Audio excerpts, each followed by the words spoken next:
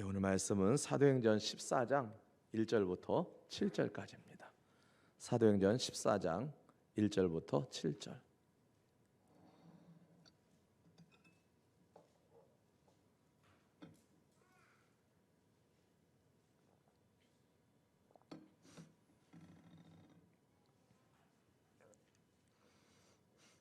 예, 1절부터 7절까지의 말씀을 같이 읽겠습니다. 이에 이고니온에서 두 사도가 함께 유대인의 회당에 들어가 말하니 유대와 헬라의 허다한 무리가 믿더라. 그러나 순종하지 아니하는 유대인들이 이방인들의 마음을 선동하여 형제들에게 악감을 품게 하거늘 두 사도가 오래 있어 주를 힘입어 담대히 말하니 주께서 그들의 손으로 표적과 기사를 행하게 하여 주사 자기 은혜의 말씀을 증언하시니 그 시내의 무리가 나뉘어 유대인을 따르는 자도 있고 두 사도를 따르는 자도 있는지라. 이방인과 유대인과 그 관리들이 두 사도를 모욕하며 돌로 치려고 달려드니 그들이 알고 도망하여 루가오니아의 두 성 루스드라와 더베와 그 근방으로 가서 거기서 복음을 전하니라. 아멘.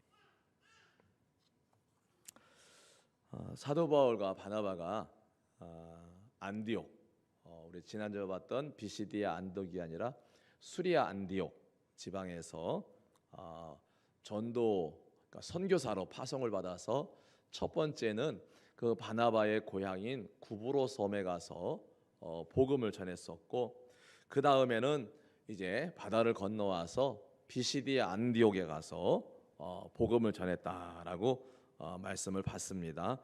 오늘은 세 번째로 이고니온이라는 곳에서 이제 바울과 바나바가 복음을 전하게 되는데요. 근데 지금까지 이제 세 번째 전도 여행을 하고 있는데 그 여정을 살펴보면 우리가 알 수 있는 게 뭐냐면 어디를 가든지 전도자들을 대적하는 무리가 있었다라고 하는 거예요. 그러니까 복음이 증거되는 것을 방해하는 세력들이 있었다라고 하는 거고요. 그리고 그것을 누가 주도를 하냐면 유대인들이 주도를 했다라고 하는 거예요. 상당한 위험이 도사리고 있음에도 불구하고 이 바울과 바나바는 포기하지 않고 계속적으로 그 위험한 전도 여행을 이어가고 있는 그러한 모습입니다. 그러니까 우리가 이렇게 보면 세상적인 기준이나 이렇게 본다면 참 안쓰럽고 불쌍하죠. 그렇죠? 돈이 나오는 것도 아니고 칭찬을 듣는 것도 아니고 많은 사람들에게 욕을 먹고 또 어떤 때는 심각한 생명의 위협을 받기도 하고, 그런데 그들은 그것을 그렇다고 그치지 않고 계속해서 이 복음 전하는 일을 하고 있는데, 그러면 그들은 왜 그 복음 전하는 일을 계속 하고 있을까? 우리가 바울이라고 하는 사람과 바나바라고 하는 사람을 면면을 보면 이 사람들은 복음을 전하지 않고 그냥 살면 잘 살 수 있는 사람, 남에게 인정도 받고 존중도 받고 그렇게 살아갈 수 있는 사람이에요. 바울은 우리가 잘 알다시피 아주 학식이 뛰어나고 유명한 사람이 이 바울이고요. 이 바나바라고 하는 사람은 돈이 많았던 사람이에요. 그렇죠? 그렇기 때문에, 그리고 사람들로부터도 인정도 받고, 그렇기 때문에 이 바울이라는 사람이나 바나바라는 사람은 전도 여행을 다니지 않고 그냥 살면 정말 잘 살 수 있는 그런 사람들이었어요. 그런데도 불구하고 지금 이 바나바와 바울이라고 하는 사람은 위험을 무릅쓰고 지금 복음 전하는 일을 하고 있는데, 그 이유는 그들이 복음에 붙들렸기 때문에 그렇고요. 또 하나는 사명에 붙들렸기 때문에 지금 그러고 있다는 거죠. 그래서 그 복음 부끄러워하지 아니하고 그 복음을 전하는 일에 최선을 다하고 있는 그 모습을 우리가 볼 수가 있습니다. 우리가 앞에 있는 13장에 보면 이 비시디아 안디옥, 이고니온으로 오기 전에 비시디아 안디옥에서 많은 사람들이 바울이 전한 복음을 듣고 많은 사람들이 이렇게 몰려오는, 뭐 그냥 쉽게 말하면 대부흥의 역사가 있었던 것을 알고 있습니다. 이것은 성령의 역사라고 할 수가 있어요. 사람 바울이 말을 잘해서가 아니라 바로 성령께서 역사하셨기 때문에 그런 일들이 일어날 수가 있었다라고 한다면, 성령의 역사는 우리의 상식을 초월한다라고 할 수가 있습니다. 이번 주 주일에 전할 말씀은 사도행전 19장에 있는 믿을 때에 성령을 받았느냐라는 주제예요. 왜냐하면 믿기는 믿는데 성령을 받지 못하다 보니까 여러 가지 어려운 문제가 발생하고 있는 거죠. 그래서 성령에 대해서 이번 주일에는 말씀을 전하려고 합니다. 비시디아 안디옥에서의 성공적인 사역은 결과는 두 가지였죠. 하나는 많은 믿음의 사람들이 생긴 것과, 또 하나는 유대인들의 그 심기를 건드려서 핍박을 받는 일이 동시에 일어났죠. 복음을 듣고 돌이키는 사람들이 많았던 반면에 또 한편에서는 그것을 시기하는 사람들에 의해서 그들의 마음을 건드려서 바울과 바나바가 핍박을 받는 그러한 일들이 동시에 일어나서 이 바울과 바나바가 그만 비시디아 안디옥에서 쫓기듯 나와서 이 이고니온이라고 하는 곳으로 갔다라고 하는 거죠. 사실 이 비시디아 안디옥이라는 곳과 이고니온이라는 곳은 그리 가까운 거리는 아니에요. 약 한 120km 가까이 된다 그러니까 걸어서 가려면 무척 먼 거리죠. 걸어서 간다면 사람이 며칠을 걸어가도 힘든 거리. 지금처럼 길이 잘 나있는 것도 아니고 산길을 또 광야길을 이렇게 걸어가야만이 도착할 수 있는 그런 도시인데, 이 120km 가까이 되는 거리를 또 걸어가서 이고니온에 가서도 복음을 전했다라고 하는 거예요.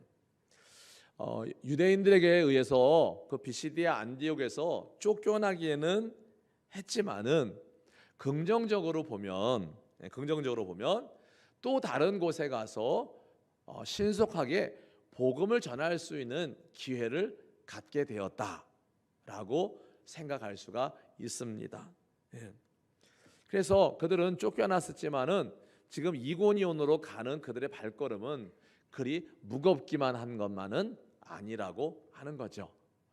우리가 알다시피 예루살렘에서 스데반의 일로 핍박이 일어나서 많은 성도들이 예루살렘을 떠나서 여러 지방으로 흩어질 때 그들이 핍박을 피해서 도망치듯 예루살렘을 나왔지만은, 만약에 그들이 도망치듯 나와서 내가 예수 믿어가지고 괜히 믿어가지고 이러면서 만약에 예루살렘을 빠져나왔다면 그들이 다니면서 복음을 전하지는 않았을 거예요. 그렇죠?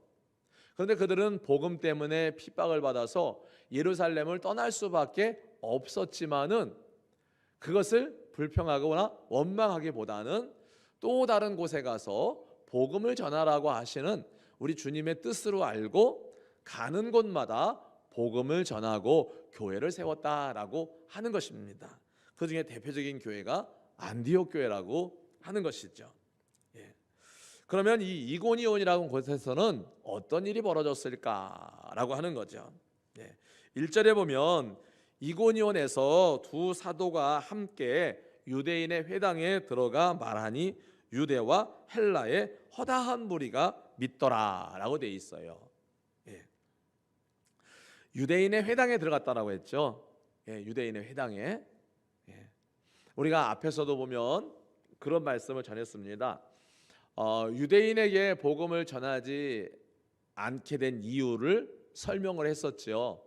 왜냐하면 그들은 거절을 했기 때문에, 영생을 받는 것을 거부를 했기 때문에 그들에게 복음이 전해지지 않았다라고 했습니다. 그렇다고 해서 바울과 바나바가, 여러분, 특별히 바울이 이방인의 사도로 부름을 받았다 하더라도 그가 유대인들을 나몰라라 하지는 않았어요. 보면은 여기 회당에 들어갔다고 돼 있잖아요. 회당에 가면 누가 있습니까? 유대인들이 있어요. 왜냐하면 유대인의 회당이기 때문에. 이렇게 왜 그러면 이렇게 왜 회당이 여기저기 이렇게 많으냐라고 하는 거예요. 유대인의 회당이라면 유대 지방에만 있어야지, 이스라엘에만 있어야지, 왜 이렇게 여기저기 흩어져서 온 동네에 유대인의 회당이 다 있어요. 그럼 왜 그렇게 있느냐라고 한다면, 회당의 유래는 이 남유다가 멸망하고 나서 바벨론이라고 하는 곳에 포로로 끌려갔을 때 그들이 그 과거에 하나님을 믿던 그 때를 기억하면서 자신들이 비록 멸망해서 포로로 끌려와 있어도 자기들은 하나님의 백성이고 하나님의 말씀인 율법을 가지고 있다라는 사실을 늘 마음에 두고 있었기 때문에 그들은 한 곳을 정해서 거기서 모여서, 포로로 끌려갔어도 거기 모여서 말씀을 배우고 가르치고 하는 일들을 했었다라고 하는 거예요. 그러면 포로로 끌려갔을 때 나중에 귀환을 돌아오게 될 때 바벨론에 끌려갔던 사람들이 다 돌아왔느냐, 그렇게 보지는 않아요. 또 이 북이스라엘은 아수르에 끌려가 포로로 멸망돼 가지고 포로로 끌려가기도 하고 흩어지기도 했는데, 그들도 북이스라엘이기는 하지만은 여러분, 북이스라엘이라고 해서 무조건 다 하나님을 안 믿느냐, 그거는 아니에요. 우리가 예를 들면 엘리야가 그렇게 하나님께 기도를 하잖아요. 모두 죽고 모두 떠나고 나만 남았다라고 말할 때 하나님이 뭐라 그러죠? 바알에게 무릎 꿇지 않고 입 맞추지 않은 7,500이나 되는 사람들이 있다. 즉 그들은 하나님 신앙을 지키는 사람들이라고 하는 거죠. 그것처럼 북이스라엘에도 하나님을 믿는 사람들이 있었고요. 북이스라엘에도 많은 선지자들이 나와서 활동을 하기도 했어요. 그렇기 때문에 북이스라엘이 포로로 끌려가서 여기저기 흩어져 살 때 그들도 역시 회당을 또 만들었을 것은 분명한 사실입니다.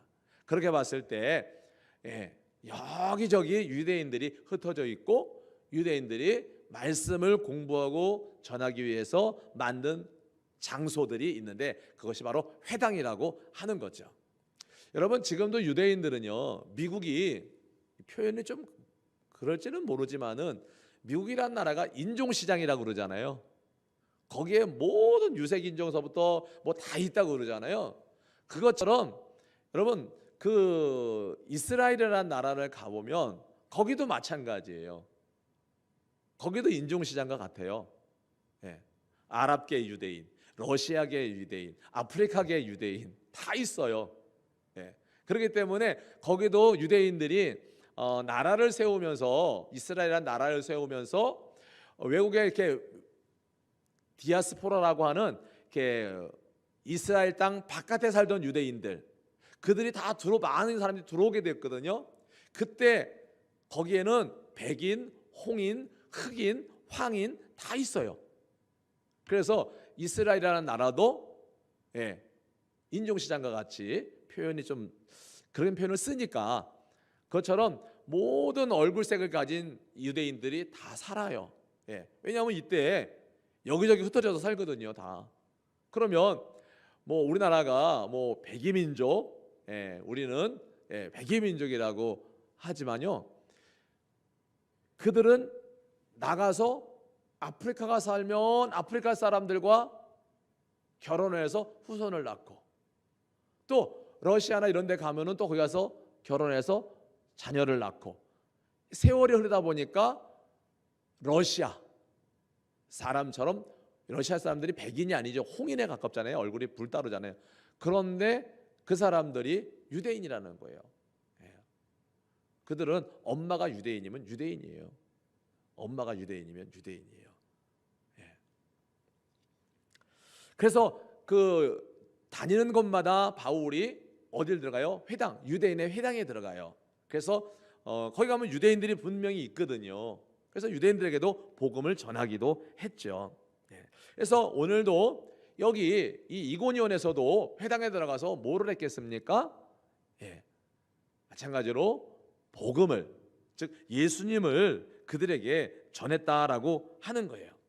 왜냐하면 바울은 그렇게 고백을 하잖아요. 자랑할 것은 뭐밖에 없다고요? 십자가밖에 없다고요. 예수님밖에 없다는 거잖아요. 그러니까 그가 가서 뭐 자랑하겠습니까? 뭐 전하겠습니까? 복음, 예수님, 십자가, 이것을 전했을 것은 분명한 이야기입니다. 그래서 허다한 무리가 믿게 되었다라고 1절에 쓰고 있죠. 허다한 무리가. 그래서 아까도 말씀드렸지만은 이렇게 복음이 증거되는 곳에 늘 두 가지 현상, 복음이 증거돼서 복음이 확장되는 그러한 현상과 더불어서 또 그럴 때 핍박하는 세력이 또 생겨나는 것, 여기 이고니온에서도 동일한 현상이 나타나고 있다는 거죠. 2절 말씀을 보면 그러나 허다한 무리가 믿게 되었는데 그러나 순종하지 아니하는 유대인들이 이방인들의 마음을 선동하여 형제들에게 악감을 품게 했다라고 되어 있어요. 복음이 증거되면 뒤따르는 게 핍박이라는 거예요.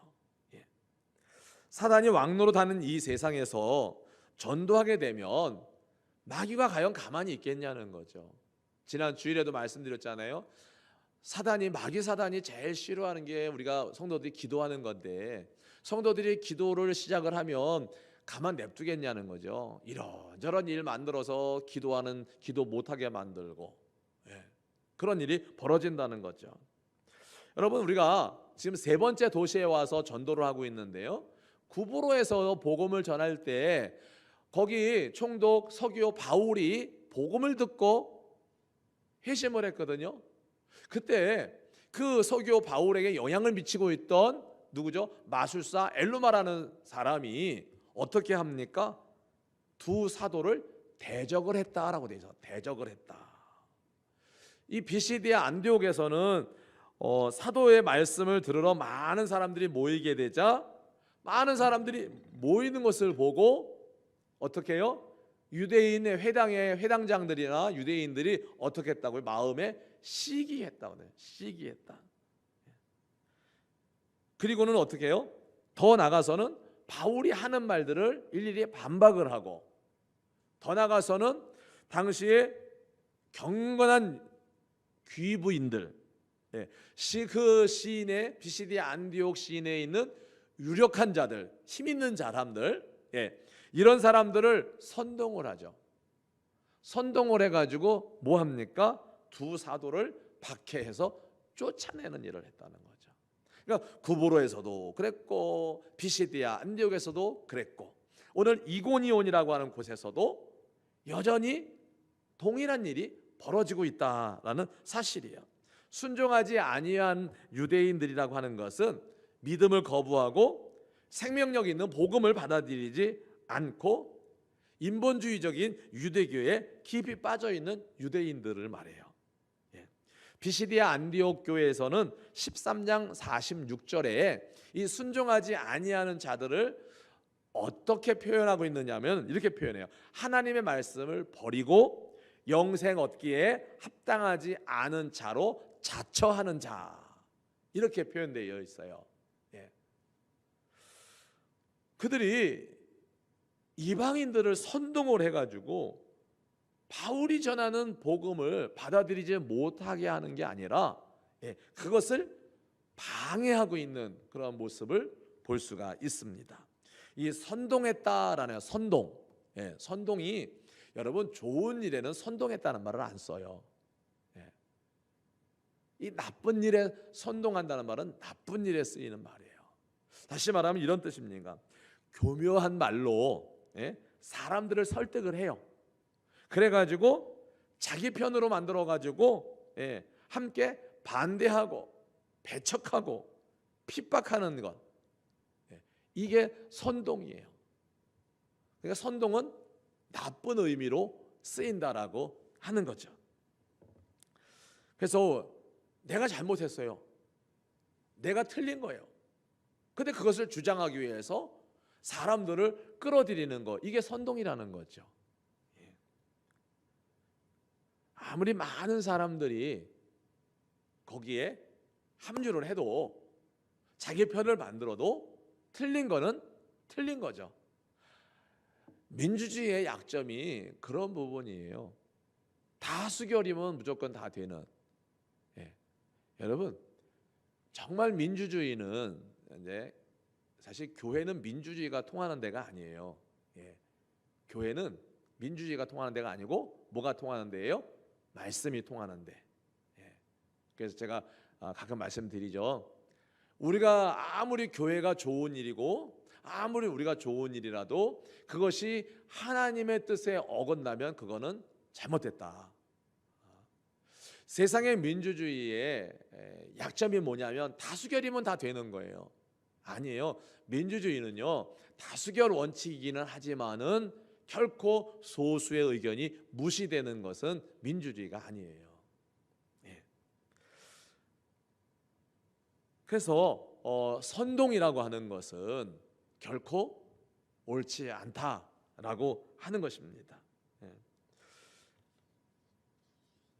이 바울과 바나바는 그러한 많은 사람들이 믿기도 하지만은 또 많은 사람들이 반대편에 서 있음에도 불구하고 이 전도, 주님의 명령인 전도를 하는 일에 주저하지 않고 있다라고 하는 것이죠.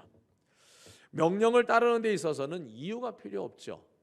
예, 이유가 필요가 없는 거예요.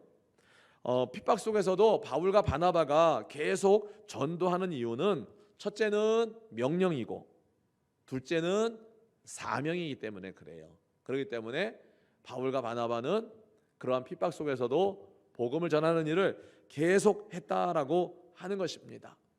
여러분, 베드로가 예수님의 수제자이지만은 그에게도 핍박이 있었어요. 그렇죠? 핍박이 없었던 것은 아니에요. 그도 복음 전하는 일을 계속했죠. 그럼에도 불구하고 그런데 바나바와 바울이 복음을 증거할 때에 3절에 보면 주께서 표적과 기사를 행하셨다라고 되어 있거든요. 왜 바울과 바나바가 복음을 전할 때 우리 주님께서 표적과 기사를 행하셨을까라고 하는 거죠. 3절 말씀이에요. 두 사도가 오래 있어, 이고니온이라는 데 오래 있어서 주를 힘입어 담대히 말하니 주께서 저희 손으로 그들의 손으로 표적과 기사를 행하게 하여 주사 자기 은혜의 말씀을 증거하시니라고 되어 있거든요. 이 핍박, 이고니온이라는 곳에서도 핍박이 있었는데 이 두 사도가 보여준 모습이 이 3절에 나타나고 있어요. 첫째는 이고니온이라는 곳에서는 그래도 좀 오래 있었다라고 하는 거예요. 핍박이 있었지만은 핍박 때문에 곧바로 떠나지 않고 오래 머물렀다라고 하고 있어요. 예. 힘든 일이겠죠. 예. 핍박이 있는데도 불구하고 오래 머문다라고 하는 것은 쉬운 일은 아닙니다. 일이 잘 돼도 쉬운 일은 아닌데 일이 어렵잖아요. 그렇죠? 방해하는 일도 있잖아요. 그러니 얼마나 힘들었겠어요. 떠나고 싶을 수도 있지만은 그렇지 않았다라고 하는 거예요. 즉 자신의 어떠한 안일함, 편안함을 위해서 또다시 그 이고니온이라는 곳을 떠나지는 않았다라고 하는 거예요. 우리의 신앙생활도 그렇다고 봅니다. 신앙생활이라고 하는 거예요. 신앙생활하기가 참 어렵습니다. 그렇다고 포기하거나 쉴 수 있는 일도 아니죠. 제가 요 며칠 새에 하나 깨달은 게 있어요.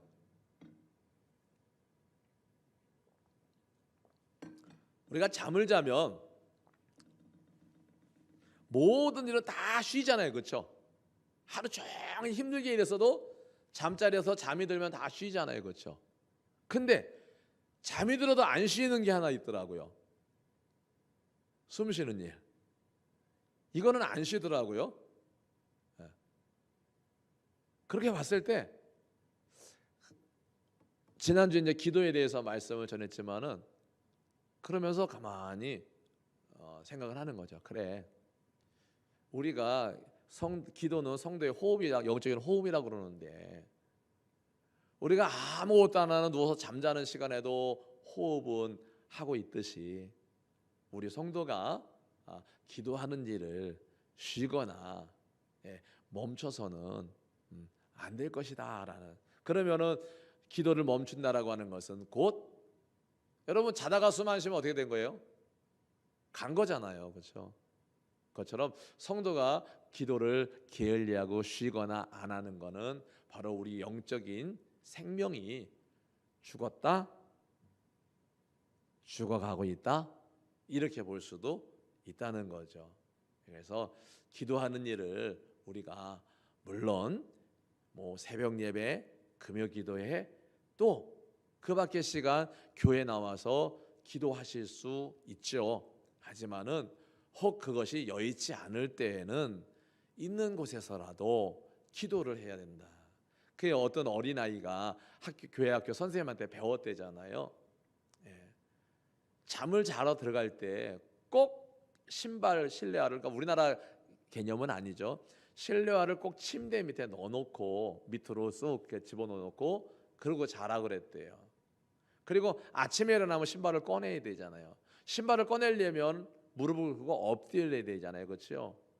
바로 그 시간이 짧게라도 기도할 수 있는 시간이다. 그래가지고 그 아이는 선생님 말을 듣고 잠을 잘 때 되면 침대에다가 신발을 넣어놨다가 아침에 일어나면 신발을 꺼내러 이렇게 무릎을 꿇고 엎드리는 순간에 하루를 기도하면서 시작했다라는 그런 이야기도 있습니다. 그러니까 우리가 교회에 나와서 기도하면 더없이 좋지만은 그렇지 못할 때에는 있는 곳에서라도 우리가 기도하는 일을 쉬어서는 안 된다라는 그런 말씀입니다. 그래서 신앙생활을 참 힘들다 요즘, 그래도 쉴 수는 없다, 좀 힘들어도 참고 믿음으로 기도하면서 나아가면 반드시 기쁜 날이 우리가 마음껏 신앙생활, 예배생활, 기도생활 할 수 있는 때가 올 것이다 라는 그런 말씀입니다. 바울 일행은 오래 있으면서 뭘 했을까? 핍박 가운데도 복음 전하는 일을 했습니다.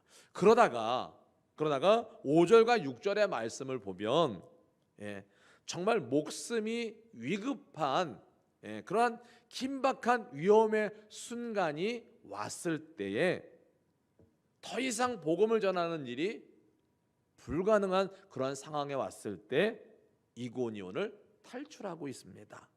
5절과 6절의 말씀은 보면 그렇게 됐거든요. 이방인과 유대인과 그 관리들이 두 사도를 모욕하며 돌로 치려고 달려드니 그들이 알고 도망하여 라고 되어 있어요. 돌로 쳐 죽이려고 그러니까 이제 도망하는 거죠. 복음 전할 때는 많잖아요. 그렇죠? 그동안은 꿋꿋하게 참고 견디면서 이고니온에서 더 많은 복음을 전하려고 했었지만은 이제는 더 이상 머물 수가 없는 그러한 상황이 되었던 거죠. 여러분, 우리가 성경에 보면 아브라함은 75세에 주님으로부터 부름을 받고 100세의 꿈을 이루었죠. 어떤 꿈이요? 자손을 얻는 꿈을 이루었어요. 그리고 약 15년 더 뒤에 우리 하나님으로부터 칭찬을 듣게 돼요. 어떤 칭찬이요? 그 100세에 이룬 꿈, 그 아들을 하나님 앞에 번제로 드리는 순간에 이제야 네가 나를 경외하는 줄 알았다. 40년 만에 하나님께로부터 인정을 받는 신앙인이 되었다. 요즘 말로 하면 그거죠. 그러니까 우리가 하나님께 참 인정받는 신앙인 되는 거 쉬운 일은 아니라고 할 수가 있습니다. 그래서 이렇게 그래서 우리 교회도 우리의 신앙도 오래 참고 기다릴 줄 아는, 인내할 줄 아는, 오래 참을 줄 아는 그러한 신앙이 필요하다. 필요한 때다. 이렇게 생각이 듭니다.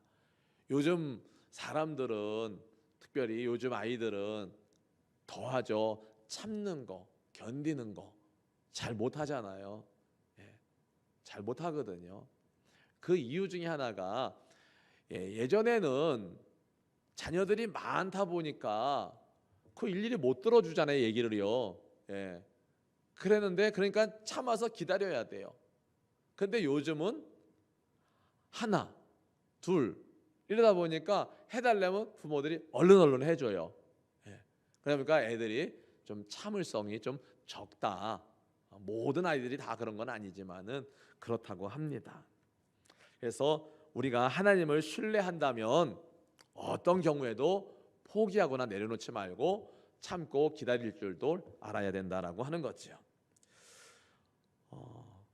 두 번째는 뭐냐면은 이 바울과 바나바는요, 그 이고니온이라는 곳에 있으면서 보면은 3절 말씀에 보면은 이렇게 돼 있거든요. 두 사도가 오래 참아 오래 있어 주를 힘입었다라고 돼 있어요. 주를 힘입었다. 그러니까 바울과 바나바가 이고니온에 오래 머물면서 핍박 가운데서도 복음을 전할 수 있었던 그 이유가 뭐냐면은 바로 주를 힘입었기 때문에 가능했다라고 하는 겁니다. 주를 힘입었기 때문에. 사실 우리가 신앙생활을 이 땅에서 지속할 수 있는 그 힘은 바로 주님이 주실 때 가능한 겁니다. 여러분, 우리가 내가 믿음이 있어, 내가 열심히 해서 이래가지고 여러분 우리의 신앙생활을 얼마나 오래 얼마나 잘할 수 있겠습니까? 그렇죠? 우리의 힘으로 잘 오래, 그거는 불가능하다고 봐요. 그래서 우리도 어떻게 해요? 이 바울 사도와 바나바처럼 어떻게 해요?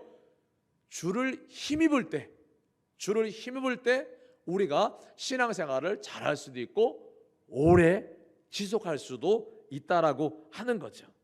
그래서 요즘 같은 때 특별히 내가 하려고 하기보다는 주를 힘입기를 원하는 이러한 우리의 믿음이 있어야 되겠다. 그래서 주를 힘입어야 이러한 어려운 환경 속에서 우리가 신앙생활을 지속할 수 있고 잘할 수 있게 된다라고 하는 것입니다.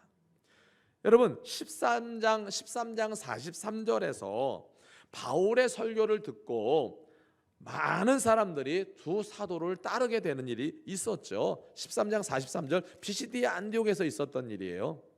보면은요, 회당의 모임이 끝난 후에 유대인과 유대교에 입교한 경건한 사람들이 많이 바울과 바나바를 따르니 두 사도가 더불어 말하고 항상 하나님의 은혜 가운데 있으라 이래요. 하나님의 은혜 가운데 있으라. 여러분, 주를 힘입어라는 말과 이 43절에 있는 하나님의 은혜 가운데 있으라라는 말은 표현은 다르지만은 같은 뜻이라고 봅니다. 주의 은혜 안에 있으라는 말과 주를 힘입으라는 말과 표현은 다르게 되어 있지만은 같은 말이라고 봐요. 여러분, 우리가 하나님의 은혜 안에 있어야 하나님이 우리를 붙잡아 주시는 거거든요. 그러니까 비시디아 안디옥에서도 보세요. 상황은 그렇잖아요. 바울과 바나바가 복음을 전해서 많은 사람이 믿게 되었고 또 시기하고 핍박하는 일이 있었잖아요. 그러니까 복음을 이제 막 바울로부터 복음을 들어가지고 예수를 믿게 된 사람들이 얼마나 불안하겠어요. 그렇죠? 이제 막 예수 믿기 시작했는데 분위기를 보니까 이거 큰일 나게 생겼거든요. 그러니까 은혜 안에 있어라. 항상 하나님의 은혜 가운데 있어라. 그래야 당신들이 신앙을 지킬 수 있다. 보호받을 수 있다. 이렇게 얘기해 주는 거잖아요. 바울과 바나바도 마찬가지죠. 지금 핍박이 복음을 전하기는 했는데 사람들이 많이 믿고 돌아오긴 하는데 핍박도 동시에 있어요. 그러면 바울과 바나바가 그런 상황에서 복음을 계속해서 전할 수 있는 그 힘, 그거 어디서 나오겠습니까?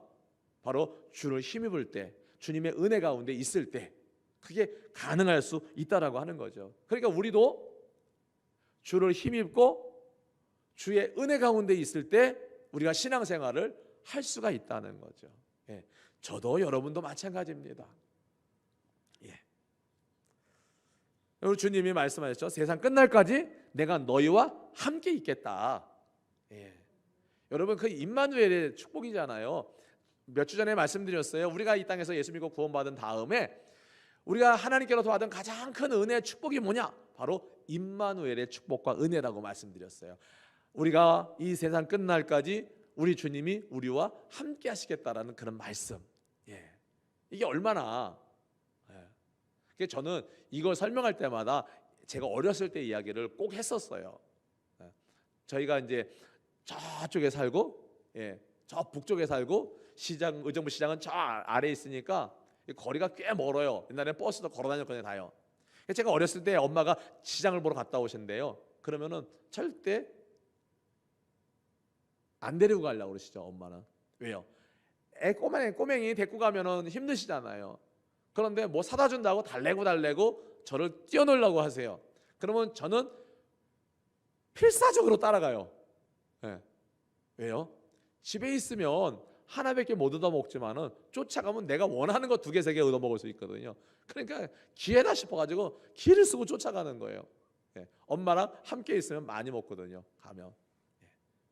그런 비유로 이야기를 쓰는데 바로 하나님 우리와 함께 하신다라고 하는 것은 우리에게는 큰 축복이다라고 하는 것입니다. 그래서 주의 하나님의 은혜 가운데 있으라 주를 힘입어 그 말을 하고 있는 거죠. 세 번째는 하나님이 보증을 해주세요. 뭐라고 말씀하고 있냐면은 그 뒤에 보면요, 14장 3절 후반부에 보면 주를 힘입어 담대히 말하니 그 다음에요, 주께서 그들의 손으로 표적과 기사를 행하게 하여 주사. 자기 은혜의 말씀을 증언하시니. 뭔 얘기예요? 바울과 바나바가 핍박 가운데서도 주를 힘입어서 힘써서 복음을 전하니까 그 복음을 전할 때에 어떻게 해요? 바울과 바나바의 손을 통해서 하나님 표적과 기사를 행하게 하시는 거예요. 그러니까 더 많은 사람들이 야, 진짠가 보다. 진짠가 보다. 알고 있잖아요, 사람들이요. 예수님이 십자가에서 죽으신 지가 100년, 200년이 흐른 그 시기가 아니에요.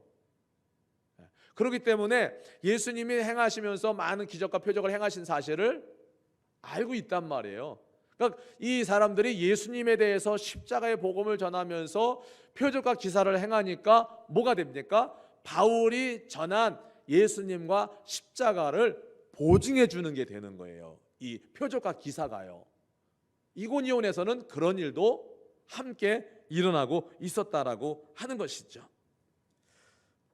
그래서 우리가 이 전도, 복음을 전하는 일은 예수님께서 이제 십자가에 죽으시고 부활 승천하시면서 주신 제자들과 믿는 사람들에게 주신 마지막 명령이거든요. 그런데 명령을 수행하는 사도들, 우리가 마태복음 10장에 보면 예수님께서 사도들을 둘씩 짝지어서 전도 여행을 보낼 때 야, 가서 복음만 전해 라고 하지 않으셨어요. 그들이 복음을 전하러 나갈 때 뭐를 행할 권세를 주셨다고요? 귀신 쫓고 병자를 고칠 수 있는 권세도 그들에게 주셨다고 그랬어요. 또 예수님이 사역을 하실 때 복음만 전한 게 아니라 많은 기적을 행하심으로 인해서 예수님의 복음이 더 효과적으로 전해지도록 했단 말이죠. 사람들에게 들어가도록. 바로 여기서도 마찬가지죠. 그런데 반복된 말씀이지만은 이런 과정 속에서 2가지 반응이 나타나죠. 하나는 믿는 사람들, 하나는 핍박하는 사람들, 다 둘로 나뉘게 된 것을 볼 수가 있습니다. 4절에 그 시내에 무리가 나뉘어 유대인을 따르는 자도 있고 두 사도를 따르는 자도 있는지라. 사람이 이렇게 부류가 둘로 나누는 거예요. 유대인을 따르는 사람들, 두 사도를 따르는 사람들, 이렇게 나뉘게 되었다라고 하는 거죠. 그래서 보면은 그 이후에 5절에 보면 사도를 따르는 사람들은 복음을 듣고 믿었지만은 반대 유대인을 따르는 사람들은 어떻게 해요? 많은 사람들을 동원해서 이제 바울과 바나바를 핍박하고 돌로 쳐 죽이려고 하는 그런 일들을 계획을 하고 있죠. 그래서 이들이 이고니온을 떠나는데 13장 51절에 비시디아 안디옥에서도 있었던 일이에요. 그렇게 핍박을 하니까 바울과 바나바가 어떻게 했었죠? 13장 51절에 두 사람이 그들을 향하여 비시디아 안디옥에서 자신들을 핍박하던 그 사람들을 향하여 발에 티끌을 떨어버리고 이고니온으로 가거늘이라고 되어 있어요.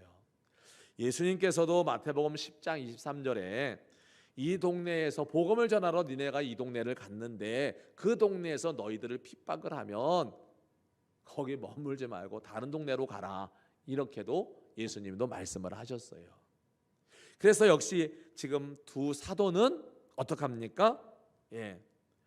이 자기들을 돌로 쳐 죽이려고 하는 사실을 알고는 어떻게 해요? 이 루스드라, 더베 그 근방으로 가서 그곳에서 또 뭐를 합니까? 복음을 전하니라 라고 되어 있어요. 복음을 전하니라. 결론을 내리죠.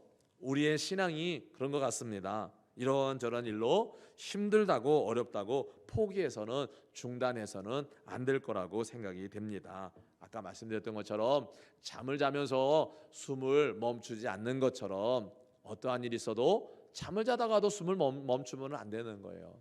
그것처럼 우리가 힘들고 어려운 우리의 현실이지만은 우리의 신앙생활을 멈추거나 중단해서는 안 된다라고 하는 거죠. 주님 오시는 그날까지, 또 우리가 주님 앞에 가는 그날까지 우리의 신앙생활은 지속되어야 된다라고 하는 겁니다. 그런데 그것이 쉽냐? 안 쉽기 때문에 13장 43절에 있는 것처럼 하나님의 은혜 가운데 있어야 되고 주를 힘입어야 되고 그래야만이 우리가 신앙생활을 계속 해나갈 수 있다라고 하는 것입니다. 그래서 여러분, 오늘은 바울 사도와 바나바 사도가 복음을 전하는 그 일로 말씀을 드렸지만은 복음을 전하는 전도를 우리의 신앙생활이라고 우리가 연결지어 본다면 우리가 지금 이 시기에 신앙생활하는 것이 쉬운 일은 아닐지라도 우리가 주를 힘입고 또 하나님의 은혜 가운데 있음으로 인해서 우리가 신앙생활을 다시금 다잡아서 다시 한번 하나님께로 나와서 하나님을 예배하고 또 하나님이 주시는 그 은혜 가운데서 굳건하게 살아가야 할 것을 우리가 오늘 말씀을 통해서 깨닫게 되는 거죠. 성도 여러분, 힘든 줄은 압니다. 그러니까 그럴지라도 우리가 오늘 말씀 생각하면서 주를 힘입어서 다시 한번 용기 내고 힘을 내서 우리가 하나님을 예배하고 기도하는 우리 함께하는 교회 모든 성도님들, 이 자리에 있는 분들이나 지금도 영상으로 예배를 드리는 우리 성도님들이나 우리가 정말로 주님 앞에 바른 신앙으로 든든히 설 수 있기를 주님의 이름으로 축복을 합니다.